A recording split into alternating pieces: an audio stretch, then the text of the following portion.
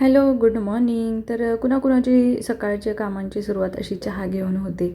माझी तर मला खूप इच्छा असते की मला सकाळी पहिला म्हणजे सगळं काम करायच्या आधी सगळ्यात आधी चहा प्यावा आणि मग बाकीची कामं करावी. पण हे फक्त मला शनिवार आणि रविवारच पॉसिबल असतं, कारण रोज डब्याची गडबड असते. त्याच्यामुळे सकाळी मला आधी चहा करून पिणं पॉसिबल नसतं. म्हणून मी आधी टिफिन बनवते आणि मग हे टिफिन घेऊन गेले कामावर की मग मी निवांत बसून चहा पिते.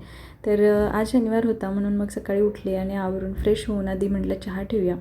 चहा पिला आणि मार्केटला गेले. तर मला फुलं आणायची होती म्हणून मी त्याच्यासाठी मार्केटला गेले होते, कारण सकाळी सकाळी थोडी फ्रेश फुलं मिळतात.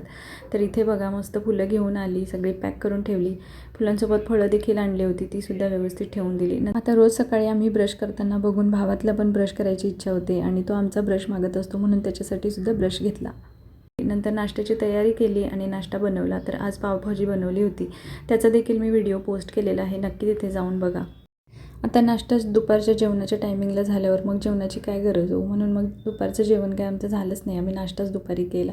त्याच्यानंतर लादी वगैरे पुसून घेतली. आमचा तर पोटोबा झाला होता, पण भावाचा अजून पोटोबा राहिला होता, कारण सकाळी आमच्यासोबत असं बिस्किट वगैरे खाल्लं होतं. नंतर मग म्हणून त्याला बेसनचा एक चिला करून दिला, बेसनचा पोळा करून दिला. आणि आता भावाचं कसं आहे की त्याला खायला दिलं की त्याला स्वतःच खायचं असतं. आम्ही चारायला गेलो की त्याला खायचं नसतं, म्हणून मग त्याच्यासमोर अशी प्लेट दिली की तो आमच्याजवळ बसत नाही. ती प्लेट घेऊन थोडासा बाजूला जातो आणि मग आपलं आपण स्वतः खायला चालू करतो. कसा वाटला व्हिडिओ नक्की सांगा आणि लाईक करा. चलो बाय.